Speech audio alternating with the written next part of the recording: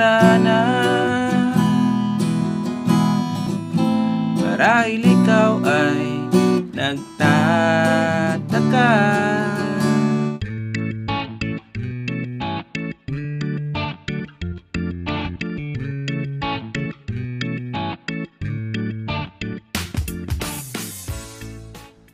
Hello guys, welcome sa ating bagong video tutorial. At tuturo natin sa inyo ngayon ay yung original strumming version ng kantang Harana ng parokya ni Edgar. Okay? So meron na tayong tutorial nito guys, last 3 years ago pa, pero madaling strumming version yung tinuro natin doon.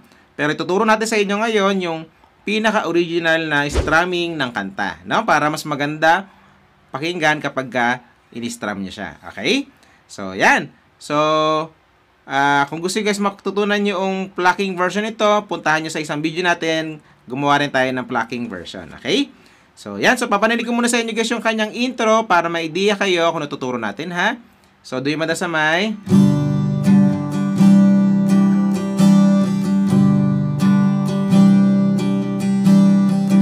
Okay? So, yun siya, no? So, paano yun? So, yung mga chords natin guys, para sa intro ay G. So, G na apat na daliri yan guys, ha? So, first string, second string. Tapos, fifth string ito. Sixth string naman ito. Okay? Tapos, C add 9. Yung C add 9 guys, ibababa nyo lang itong dalawa. Yan, ganyan. Tapos, 4 times yun ang gagawin yan. Okay? So, kapag nagawa nyo ng 4 times guys, ay tapos na yung mga intro. Okay? So, mapapansin nyo dyan guys, ay nilagay ko sa loob ng line yung G at saka C add 9. So, kapag meron kayo nakitang ganyan, ibig sabihin, hatiin natin yung strumming pattern sa kanilang dalawa. So, ganito yung hatian. So, yung unang chords na matadaanan nyo guys, sa buong kanta, na nasa loob ng line, ay ganito. Down, up. Tapos, lipat kayo ng second chords, yung C add 9. Ang matitirang strumming pattern ay down, up, down, up, down, down, up. So, ganun siya. So, ulitin natin. Down, up, up. Tapos, down, up, down, down, up. So, ganun siya guys. Pag makuha nyo na yan, ay matutugtog nyo na yung buong kanta. Tandaan nyo, no? Hahatiin sa kanilang dalawa yung strumming pattern. Pero mamaya, bubuuin niya yung strumming pattern sa isang chords. Sa chorus pa yon, no?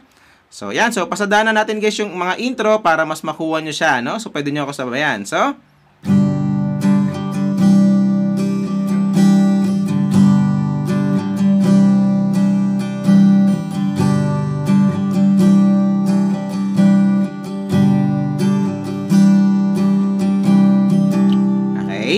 so, yan. So, doon nakadali guys yung mga intro, no? And then, after nun, ay pupunta na tayo yung mga verse. So, doon ay madasamay. Puso pa ba ang harana? Okay. So, doon yung banda, no? So, paano yun? So, yung mga chords natin, guys, para sa mga verse ay G. Tapos, C at 9. And then, B minor. So, kung hindi nyo kaya, guys, mag-bar chords, no? Guys, kung hindi nyo kaya guys, sorry. Kung hindi nyo kaya guys mag-bar chords, ay pwede rin naman ganito. Ayan. So, first string ito, second string ito, third string naman ito. Tapos, pag sinortcut nyo guys yung B minor, ay ang strumming nyo lang simula 4th string hanggang 1st string. Ayan. Pero practicein nyo pa rin guys yung bar chords, ha. Tinuro lang natin yung shortcut para hindi kayo tumigil sa pag-gitara dahil lang sa bar chords, no? Tapos, pupunta tayong E. Ayan siya. So, 3rd string, 4th string, 5th string ito. And then, A minor, ibababa nyo lang lahat yon. Ayan. Tapos, pupunta kayong B minor. Ang shortcut yan ito. Ayan. Tapos, A minor. Tapos, D. Okay. So, 4 times yung gagawin yan, guys. Pag nagawa nyo ng 4 times, ay tapos na yung mga verse. Okay? So, ganun lang siya kadali guys, no? So, same pa rin yung kanyang strumming pattern. Kantaan na kagad natin siya para mas makuha nyo, no? Pwede nyo ako sabayan. So, puso pa ba ang harana? Marahil ikaw ay nagtataka. Pangalawa na. Sino ba tong mukhang gwapo? Nagkandara ba sa pagkanta? Tapos, A minor. Intonado sa kaba. Okay? So, hindi natin siya buuin guys na 4 na times kasi para hindi tayo makopyright. So, paulit-ulit na lang yon hanggang matapos yung mga verse. Okay? So, ganun nakadali guys yung mga verse, no? And then after nun ay pupunta na tayong chorus. So, doon ay banda sa may puno ang langit ng bituin at kay lamig pa ng hangin. So, doon banda, no? So, paano yon? So, yung mga chords na natin guys, para sa chorus ay C add 9.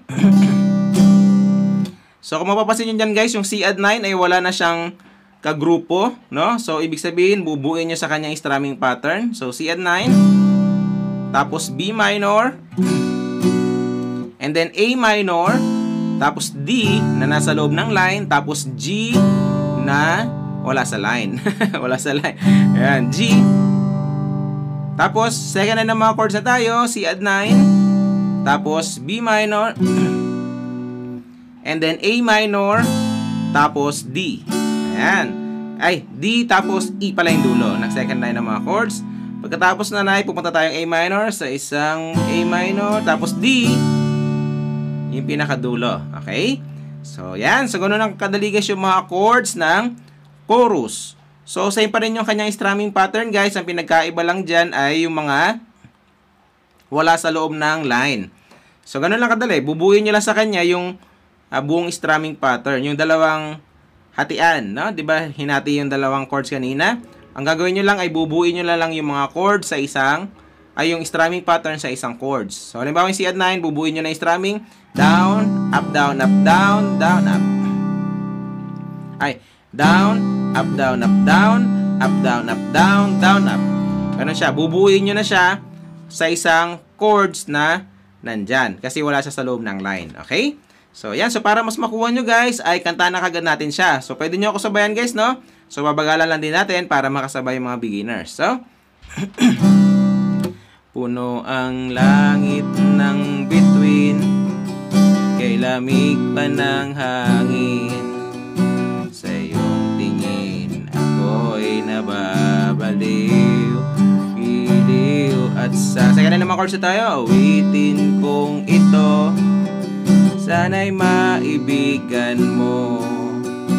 Ibubuhos ko ang buong puso ko. Tapos, sa isang munting harana para sa'yo. Okay? So, yan. So, ganun nakadali guys yung mga chorus. And then after nun ay pabalik na naman kayong intro para sa'yo. Pabalik na naman kayong mga intro. Okay? So, yan. So, ganun lang kadali guys, no? So, pagkatapos nun ay babalik kayong intro. Tawagin natin siyang interlude. Parehong-pareho lang din kasi yung mga chords niya. Tapos, babalik kayong verse. Same pa rin yung mga chords niya. And then chorus. Same pa rin yung mga chords niya. And then, tapos na yung kanta. Okay? So, yan. So, sabi ko sa inyo, madali nyo makukuha yan guys, no? So, pagsama-samahan nyo ng lahat na tinuro natin, and then, matutugtog nyo na yung buong kanta. Okay? So, yan. So, enjoy sa bago nyo matutugtog, guys. Kita tayo sa next video natin. Bye!